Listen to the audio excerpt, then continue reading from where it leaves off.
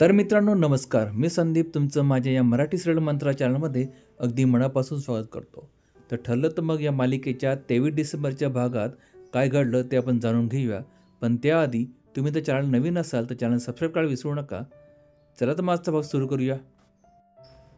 तर मित्रांनो मालिकेच्या सुरुवातीला अर्जुन आणि चैतन्य कुसुमच्या वस्तीमध्ये येतात आणि त्यावेळेस अर्जुन चैतन्यला विचारतो, मिसेस सायली इथेच असतील ना रे?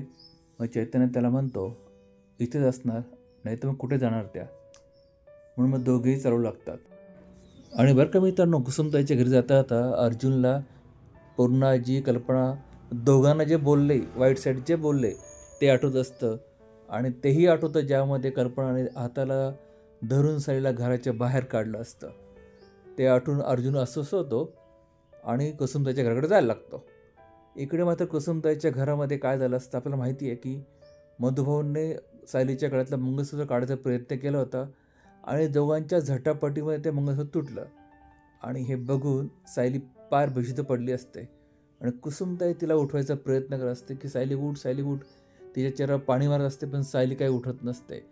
तेवढ्यात अर्जुन दारावर येतो आणि मित्रांनो इथे काय चमत्कारचं बघा. अर्जुन बाहेरून म्हणतो की मिसेस सायली दार उघडा आणि तो आवाज सायलीला येतो आणि सायलीची शुद्ध परत येते आणि ती म्हणते अर्जुन सर आलेत, अर्जुन सर आलेत. कुसुमताई म्हणते की इथे कोणीच नाही आहे. मात्र सायली म्हणते दारपाशी ते आले, दार उघड. पण कुसुमताईला काही कळत नाही मित्रांनो, कारण तिला तो आवाज ऐकूच आला नसतो, कारण ती बिचारी सायलीला शुद्धी आणण्याचा प्रयत्न करत असते. मात्र सायलीला तो अर्जुनचा आवाज आला असतो. ती उठते आणि कशी तरी चालत अडखळत दारापाशी जाते आणि दार उघडणार तेवढ्यात थांबते. मग कुसुमताईच तिला म्हणते मित्रांनो की तुला मधुभाऊंच्या आज्ञेचा आठवण आली वाटतं, तू त्यांची आज्ञा मोडू शकत नाही ना? मग सायलीसुद्धा तिला प्रतिप्रश्न करते, तू तरी मधुभाऊंची आज्ञा मोडली असतीस का? अरे बापरे, हा फारच भयंकर प्रसंग होता मित्रांनो. इथे मात्र सायली मात्र दार उघडत नाही, पण तिला दार उघडायचं पण असते. आणि मधुभाऊ म्हटल्याप्रमाणे तिला आठवतं की तर तू जर अर्जुनशी बोलली किंवा त्याचा चेहरा जरी बघितला तर तू माझं मिळालेलं तोंड बघशील. हे आठवताच ती थांबलेली असते आणि मग ती किचनमध्ये लपते आणि कुसुमताईला म्हणते की तू तू दार उघड.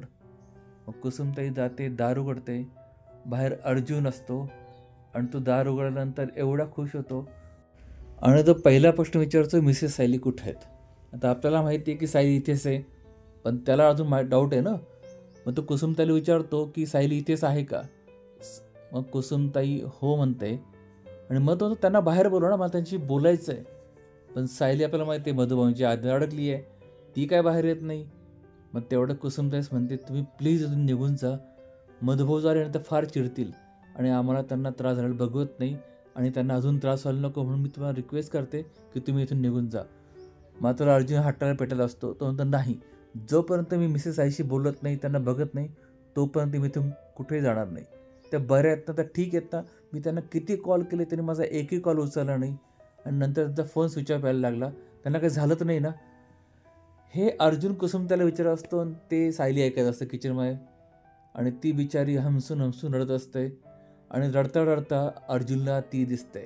ती पाठमोडी असते अर्जुनकडे, पण अर्जुनचं लक्ष तिच्या गळ्याकडे जातं. त्याच्या गळ्यामध्ये मंगळसूत्र नसतं मित्रांनो आणि हे अर्जुनने बघितले, कारण तो एक वकील आहे, त्याचं ऑब्झर्वेशन चांगलं तो बघतो, पण तो काहीच म्हणत नाही.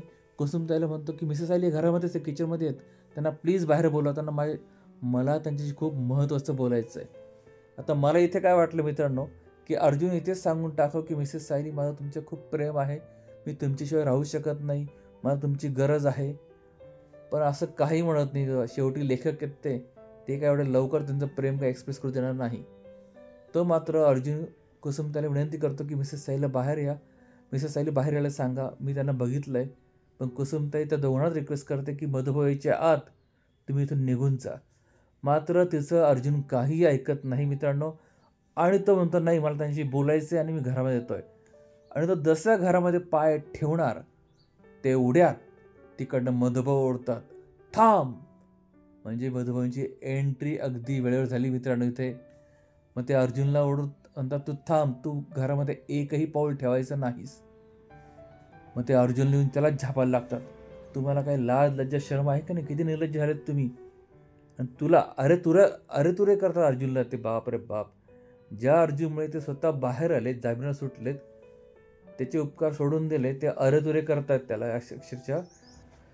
आणि ते अर्वाच्य भाषेमध्ये अर्जुनला म्हणतात, अरे अर्जुन, तुला कळतं की नाही, तू सारीची जिंदगी बर्बाद केली. अर्जुन नकार देत म्हणतो, मधुभाऊ, मी त्यांची जिंदगी बर्बाद नाही केली, मी त्यांच्याशी लग्न केलं होतं ना. आपल्याला माहिती मित्रांनो, त्याने बिचाऱ्याने लग्न केलं होतं.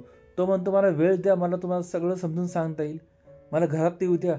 मात्र मधुभाऊ त्याला नकार देत म्हणतात, नाही, तुझ्यामुळे आम्हाला कुठे तोंड दाखवायची पण जागा राहिली नाही आहे. आणि तू एवढा निर्लज्ज झालाच कसा? तुला जर माझा काही आदर असेल ना, तर इथून निघून जा. मी कोणी सुभेदार नाही आहे, नाही तर मी तुला घराबाहेर काढलं असतं. पण मी कुणाचाही अपमान करत नाही इतका खालचा दर्जाचा. बापरे बाप मित्रांनो, म्हणजे ते कल्पनाने जे साईला घराबाहेर काढलं तर हातात धरून, ते त्या उद्देशाने अर्जुनला बोलतात की मी सुभेदार नाही आहे की हाताला धरून घराबाहेर काढेल म्हणून. आणि ते वर म्हणतात की मी एवढा अपमानही करणार नाही. आता किती अपमान करायचं बाकी राहिलं मित्रांनो इथे अर्जुनचा. पण बिचारा अर्जुन त्यांना म्हणत असतो की मधु, प्लीज, मी तुमचा आदर करतो, मला एकदा तरी मिसेस साईला बघू द्या. पण मधुभाऊ त्याला नकार देत म्हणतात, तू इथून निघून जा इथून, ते तुझ्यासाठी चांगलं राहील. मग मात्र अर्जुनही त्यांना चॅलेंज देतो मित्रांनो अक्षरशः. परंतु मधुभाऊ, मी एक ना एक दिवस माझ्या बायकोशी म्हणजे सायलीशी भेटूनच, तिला बोललंच, आणि तुम्ही मला किती वेळ अडवणार? कधी ना कधी मी त्यांना भेटायला नक्कीच बोललंच. बापरे बाप, मला खूप भारी वाटलं इथे की त्याने चॅलेंज केलं आहे. मधुभाऊ यावेळेस काहीही बोलत नाही आणि अर्जुन आणि चैतन्य तिथेच उभे असतात. मग चैतन्य मध्ये पडतो आणि तो मधुभाऊ म्हणतो, मधुभाऊ, म्हणजे अर्जुनला तो सावरत म्हणतो, अर्जुन तू शांत राहा. मधुभाऊ म्हणतो, मधुभाऊ, आम्ही काही नाही, फक्त ही सायलीची कपड्यांची बॅग द्यायला आलो आहे, त्यांना अडचण होत असेल, त्यांना कपडे हवेत म्हणून. आणि तो बॅग देतो आणि दोघे तिथून निघून जातात. आणि सायली घरातून बिचारी येते, खिडकीपाशी दोघांना बघण्याचा प्रयत्न करते. हे कुसुमताई बघते. आता कुसुमताईलाच माहिती आहे की तिचं अर्जुन किती प्रेम आहे म्हणून. आणि मधुभाऊ येतात आणि ती बॅग सायलीसमोर फेकतात आणि ठम्म, म्हणजे चेहरा एकही त्यांचे एक्सप्रेशन नसतं आणि ते तिथून निघून जातात. सायली मात्र रडत रडत बसत आहे. आणि इकडे घरापासून थोड्या दूर अंतरावर मग अर्जुन चैतन्य बोलत असतात. अर्जुन त्याला म्हणतो, यार चैतन्य, हे काय चाललं यार, काहीच मला असं घडत नाही आहे. मग चैतन्य त्याला समजून सांगतो, अरे अर्जुन, आता मधुभाऊ चिडणार हे आपल्याला अपेक्षित होतं ना रे. घरी कल्पना मावशी पण काय असेल तुला माहीतच आहे ना. मग अर्जुनही त्याला म्हणतो, यार हे सगळं मला कळतं आणि मला त्याचा रागही आला नाही. मधुभाऊ किती झाले तरीच मिसेस सायलींचे वडील आहेत आणि त्यांनी मला रागवलं म्हणून मी दुःखी नाही, काय नाही. मग चैतन्य म्हणतो, मग सायली वहिनी तुला भेटेल म्हणून तुला वाईट वाटतं का? तो म्हणतो, ते वाटतंच रे. पण मला एक गोष्ट अजून खटकली. ज्यावेळेस मी घरात बघितलं ना, तर मिसेस सायली मला दिसल्या, तर पण त्यांच्या गळ्यामध्ये मला ना मंगळसूत्र दिसलं नाही आणि मला ते जास्त खटकतं आहे. मला वाटतं त्यांनी ते मंगळसूत्र काढून टाकलं असं, कारण त्या मागे म्हटल्या होत्या की मधुभाऊ जेव्हा जेलमधून सुटतील तेव्हा मी त्यांच्यासोबत त्यांच्या घरी निघून येईल. मग मंगळसूत्र त्यांच्या गळ्यात नाही याचा अर्थ असं होतं का रे की त्यांनी आमचं लग्न नाकारलं आहे, त्यांना आता माझ्याशी काही देणं घेणं नाही आहे, असा तो विचार करत असतानाच बिचारा चैतन्य त्याला, अरे बस, असं काही विचार करू नको यार, आणि एवढा वाईट आणि टोकाचा विचार तर बिलकुल करू नको.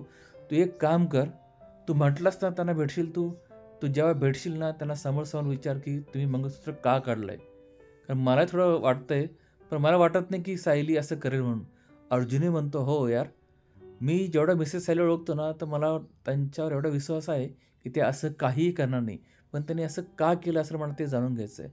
मग चैतन्य पुन्हा तेच म्हणतो, अरे मग तू म्हटलास ना, त्यांना भेटल्यानंतर शांतपणे त्यांना विचार की तुम्ही असं का केलं आहे.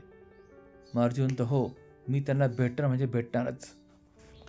कारण ते मंगळसूत्र होतं जे आम्हाला दोघांना बांधून ठेवत होतं. ते आमच्या कॉन्ट्रॅक्टच्या अटी तर पाळत नसतील ना रे, की म्हणजे कॉन्ट्रॅक्ट मोडलं, लग्न मोडलं असं. चैतन्य त्याला म्हणतो, यार बस कर, एवढा टोकाचा विचार न करू.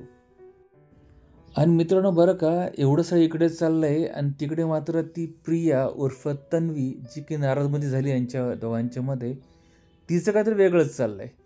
तिचा प्लॅन चालला आहे की सुभेदारांच्या घरी येऊन राहायचा, म्हणून ती मुद्दामून नाटक करते की मला सुभेदारांची खूपच काळजी वाटते. तिची काळजी बघून नागराजी म्हणतो तिला की तू जा सुभेदारांच्या घरी, जाऊन ये पुन्हा. सोन म्हणते, अहो ती आत्ताच आली ना.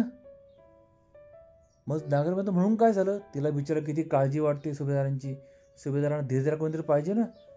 मग प्रिया आपले नाटक करत म्हणते हो हो. मग ती प्रतिमाला म्हणते चल आई, तुला काय वाटतं आपण जायचं का तिकडे? तर प्रतिमा तिला नकार देते.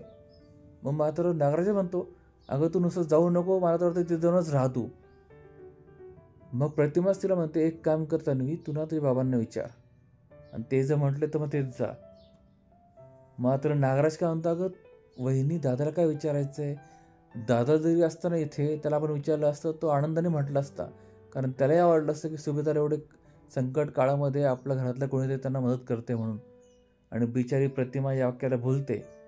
मग लगेच प्रिया म्हणते मग आई मी जाऊ का तिथे? तिथं प्रतिमा फक्त हो म्हणते तोंडाने आणि मग ती जाम खुश होते. आता ही तिकडे केल्यानंतर आपल्याला माहिती आहे काय करणार आहे. ती अर्जुनच्या मागेच लागणार, माझ्याशी लग्न कर किंवा मग प्रतिमा सॉरी पूर्णाजी आणि कल्पनाच्या ती डोक्यात घालेल की माझ्याशी लग्न करायला लावून याला. आता पुढे काय घडतं आपल्याला माहिती आहे की अर्जुनला ती प्रिया बिलकुल आवडत नाही आहे. आणि इकडे मधुभाऊ आता ते वकील बदलला, त्यांनी वकील बदलायचा प्रयत्न चालला आहे. ते अर्जुनकडनं उद्याच्या भागामध्ये NOC घेणार आहेत मित्रांनो. आता उद्याच्या भागात काय घडतं आहे हे जाणून घ्यायचं असेल तर हा माझा चॅनल सबस्क्राईब करा, बेल आयकॉन प्रेस करा आणि आजचा भाग तुम्हाला आवडला असेल ना लाईक आणि शेअर करा. आणि तुम्हाला मधुभाऊंचं हे वागणं पटतंय का? नाही. आणि पटत असेल तर का आणि नसेल तर का? कमेंट करायला विसरू नका. तर भेटूया पुढच्या भागामध्ये.